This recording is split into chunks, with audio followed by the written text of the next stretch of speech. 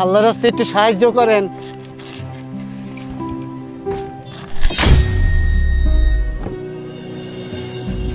আরে আরে madam madam madam কি করতেছেন ম্যাডাম? আপনি ভিক্ষুকের বাচ্চারা কি লেগে সালাম করতেছেন? আপনি চুপ থাকুন। আপনি সামান্য একটা ড্রাইভার হয়ে আমাকে কোশ্চেন করছেন? দেখেন, চুপচাপ দাঁড়িয়ে থাকুন। বাবা, বাবা তোমার এই অবস্থা কেন? তুমি রাস্তায় ভিক্ষে করছো? ম্যাডাম কি বলতেছেন? আমার তো কিচ্ছু মাথায় ঢুকতেছে না। এই ভিক্ষুকের বাচ্চা আপনার বাবা হয় কেমনে? উনি আমাকে জন্ম দিয়েছে, উনি আমার জন্মদাতা পিতা, আর আপনি বারবার ভিক্ষুক কাকে বলছেন? উনাকে আপনার ভিক্ষুক কেন মনে হচ্ছে? আপনাকে বলেছি না চুপচাপ দাঁড়িয়ে থাকতে, আপনি চুপচাপ দাঁড়িয়ে থাকুন। জি ম্যাডাম। বাবা, বাবা কি হয়েছে তোমার? তুমি রাস্তায় এভাবে ভিক্ষে কেন করছো? ভাইয়া ভাবি তার কি তোমাকে দেখে না? এই সময় তোমার এই বয়সে তুমি রাস্তায় ভিক্ষে করছো? মারে, এইটা আমার কর্মফল রে মা, এইটা তোর অভিশাপ। তোরে আমি ভুল বুঝছিলাম রে মা।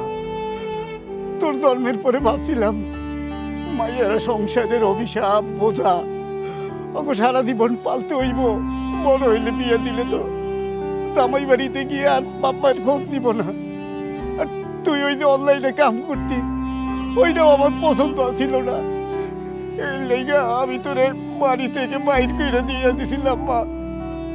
আমি ভাবছিলাম আমার পোলাই আমার শেষ বয়সের ভরসা, আমার এসে দেখে রাখবো, কিন্তু জানতাম না রে মা, ওই হারামজাদা আমাদের বাড়ি থেকে বাইর করে দিব।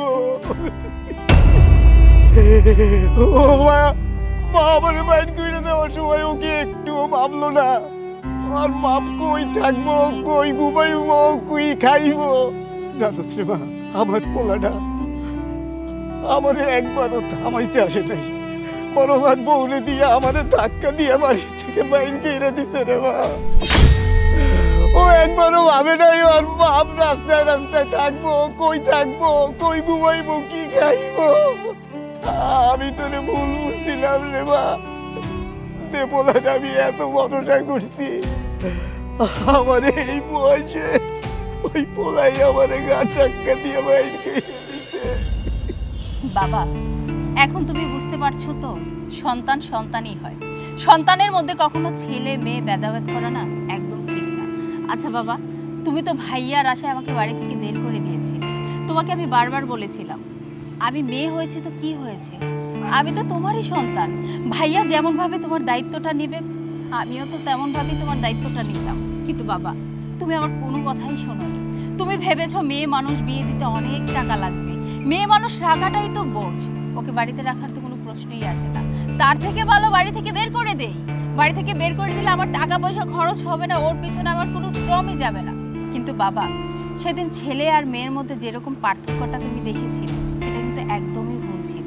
তুমি ভেবেছিলে তোমার ছেলে ব্যবসা করবে, তোমাকে ভালোভাবে রাখবে, তোমার শেষ বয়সটা তুমি তার আশ্রয়ে থাকতে পারবে। আর আমি তো মেয়ে মানুষ, আমার সেই ছোট্ট একটা কাজ তোমার কাছে কিছুই মনে হয়নি। সেদিন আমি তোমাকে বলেছিলাম, এই যে আমার ছোট একটা অনলাইন বিজনেস দেখতেছো, একদিন এটা অনেক বড় হবে। কিন্তু আমি তো মেয়ে মানুষ, আমার কথার তো কোনো দাম নেই।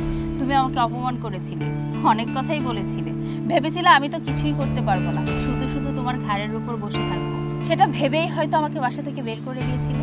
কিন্তু দেখো, সেই ছোট্ট একটা ব্যবসা আজকে আমাকে কত দূর পর্যন্ত নিয়ে আসছে। কিন্তু তোমার ছেলেরা কি করেছে? কই বাবা, ছেলেরা আসায় তো আমাকে বাড়ি থেকে বের করে দিয়েছিলে। তোমার ছেলেরা তোমাকে বাড়ি থেকে বের করে দিল? কোথায় গেল? তোমার সন্তান এখন কোথায় আছে বাবা? রাস্তাঘাটে তুমি এখন ভিক্ষে করছো? ওইটাই আমার জীবনের সবচেয়ে বড় ভুল সিদ্ধান্ত ছিল রে মা। নিজের সন্তান রে সন্তান মনে না কইরা, মাইয়া মনে কইরা তারা বাড়ির থেকে বাইর করে দিয়েছে। জীবনে কত বড় ভুল করছি মা, এখন আরে আরে টের পাইতে আছি মা। মারে, আমার ভুল হয়ে গেছে, আমি বাপ হইয়া তোর কাছে দুই হাত জোর কইরা ক্ষমা চাইতেছি মা, আমারে তুই ক্ষমা কইরা দে। বাবা, তুমি আমাকে এইভাবে কেন বলছো? তোমার ছেলে জানোয়ারের মতো হতে পারলেও না, আমি হতে পারবো না। আজকে আল্লাহর রহমতে আমার সবকিছু হয়েছে, আমি তোমাকে আগলে রাখবো। তোমার ছেলে তোমাকে রাস্তায় ফেলে দিয়েছে, আমি তোমার মেয়ে, আমি তোমাকে রাস্তায় ফেলবো না, আমি তোমাকে আমার মতো করে আগলে রাখবো। বাবা চলো আমার সাথে, আজকের পর থেকে তুমি আমার সাথেই থাকবে। আসো। না না রে মা, আমি তোর সাথে যাইতে পারব না। এই আমি বাপ হইয়া তোর সাথে আমি যে আচরণ করছি, কোন মুখ নিয়ে আমি তোর সাথে যাবো? আমি যাবো না, আমি যাবো না। বাবা, তুমি তো আমার বাবা, তুমি আমার সাথে যত অন্যায় করো না কেন, আমি তো সন্তান, আমি কিচ্ছু মনে করিনি। আর সেদিন যদি তুমি আমাকে অপমান করে বাড়ি থেকে বের না করে দিতে, তাহলে আজকে আমি এত দূর পর্যন্ত আসতে পারতাম না। হয়তো আমার মনের জোরটা সেদিনই মরে যেত। বাবা, আমি তোমাকে দেখে রাখবো, তুমি আর কিচ্ছু বলো না, তুমি আমার সাথে চলো। আর আমি তোমার মেয়ে, আমি থাকতে তুমি রাস্তায় মানুষের ধারে ধারে তুমি ভিক্ষে করবে? মেয়ে হয়ে এটা আমি সহ্য করতে পারবো না, এটা কখনোই সম্ভব না। বাবা প্লিজ বাবা, আমার সাথে চলো, তুমি আসো। স্যার আসেন স্যার।